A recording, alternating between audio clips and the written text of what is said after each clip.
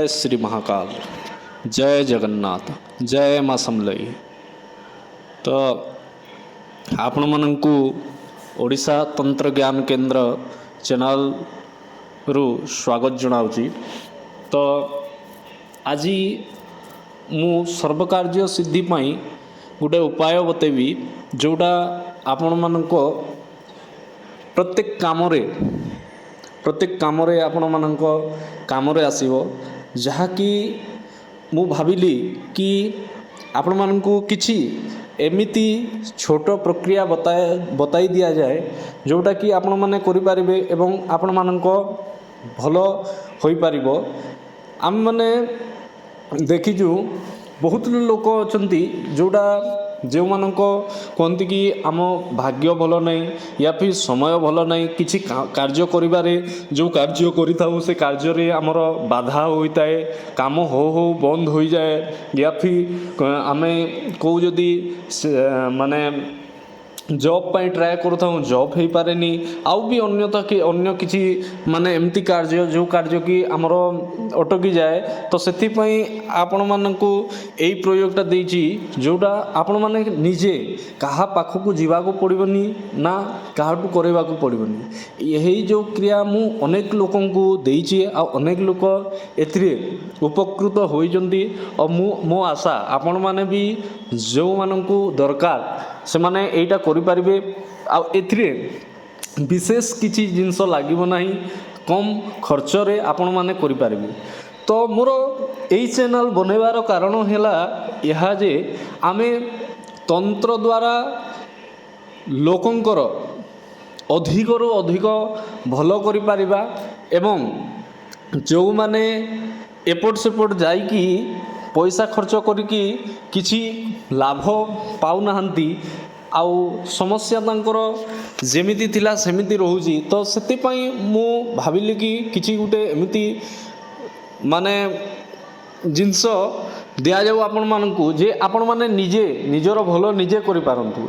एइथिपई आपनकु कोनोसी लोकंकु भी आपनकु सिंगल गोटे टंका देबाकू पड़िबनी, एटा आपण निजे करि पारिबे। आउ यार रिजल्ट आपण निजे ही देखि पारिबे। मु बहुत लोकंकु एटा करिछि आ बहुत लोक एथिरे उपकृत होइछथि एवं मु आशा करूछि आपण माने भी यहाकू करंतु आ उपकृत होवंतु। जो माने भी एई चैनल रे अछंती एई चैनल रे जुड़ित अछंती एवं एही मोर जो बतैथिबा प्रयोगटी करूजंती मु आपण मानकु अनुरोध करूछि जे निश्चय यार फल जदि कोनोसी कार्य पई आपण करूजंती ताहार फल केमती मिलला आपण निश्चय कमेंट करके मते बतैबे। कहीं मते भी जना पड़ू आउ भी लोक जानती कि केमिति काम कला। आउ मु कोनोसी भी जिनस एमती माने ठकामी रे कोनोसी जिनस देबिनी आपण मानकु। आपण माने विश्वास करंतु मु आपण मानकु एमिति प्रक्रिया बतेबी जो थ्री आपण निजे करके निजे लाभ उठे पारिबे। आउ एइटा होची आपनकु शनिवार दिन ही करबा को पड़िबो। शनिवार दिन आपण 21टी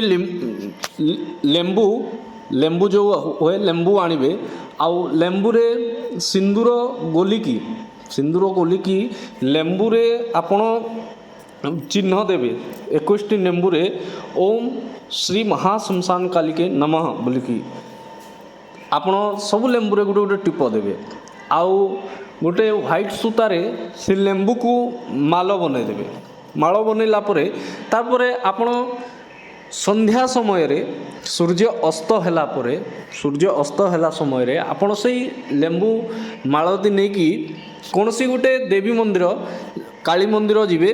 आउ काली मंदिर रे जहाँ भी आपण मानसिक थिबो जहाँ जो कार्य पई आपण माने एई क्रियाटा को करूथुवे जो कार्य पई से क्रियाटा आपण माला धरिकी आपण को कहिबार अछि कि हे माँ मु आपण को शरण रे आसीची आउ मोर मु एई कार्य पई अनेक दिन रु प्रयास करुची आ एई काम रे मु असफल होची। माँ एई माला मु आपण को अर्पण करुची आउ एई मो कार्य जो अछि एई जो कार्य मोर अटकी रही से कार्य को सफल कर एवं आपण को आशीर्वाद एवं आपण को कृपा सदा सर्वदा मो मुंड उपरे ରଖିଥିବ ବୋଲିକି ଆପଣଙ୍କୁ କହିବାର ଅଛି। କହିଲା ପରେ ଆପଣଙ୍କୁ ମାଲା ଦେଇଦେବାର ଅଛି। ଶକ୍ତି ଅନୁସାର ଆପଣଙ୍କ ଧୂପ ଦୀପ ଅଗରବତୀ ମିଠା ଯାହା କିଛି ବି ଆପଣଙ୍କୁ ଅର୍ପଣ କରିବାର ଅଛି କରିବେ। ଆଉ ଏଇ କ୍ରିୟା ଆପଣଙ୍କୁ 11 ଶନିବାର କରିବାର ଅଛି। 11 ଶନିବାର ଆପଣଙ୍କୁ କଣ୍ଟିନ୍ୟୁ ରଖିକି କରିବାର ଅଛି। ଆଉ କରିଲା ପରେ ଆପଣ ଏହା କରୁଥିବେ ମଧ୍ୟ ଆପଣଙ୍କୁ ଆପଣଙ୍କ ଯେଉଁ କାର୍ଯ୍ୟ ପାଇଁ ଆପଣ ଯାଇଛନ୍ତି ସେ କାର୍ଯ୍ୟ ହେବାକୁ ବସିବ।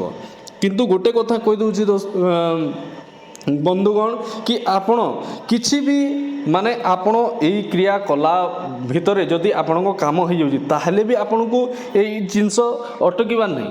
ଏଟାକୁ କଣ୍ଟିନ୍ୟୁ କରିବେ। କଣ୍ଟିନ୍ୟୁ କରିକି ଆପଣଙ୍କୁ କଣ୍ଟିନ୍ୟୁ ରଖିବାର ଅଛି। ଆଉ ଯେମିତି 11ଟା ହେଲା ପରେ ଯେମିତି ସଂକଳ୍ପ ନେଇଥିବେ 11 ଦିନ ସଂକଳ୍ପ ନେଲା ପରେ ଆପଣ 11 ଦିନ କରିସାରିଲା ପରେ ହିଁ ଏଇ ଜିନିଷକୁ ଆପଣଙ୍କୁ ବନ୍ଦ କରିବାର ଅଛି। ତା ଘରୁ ଆପଣଙ୍କୁ ରଖିବାର ନାହିଁ କି ଅଟକିବାର ନାହିଁ।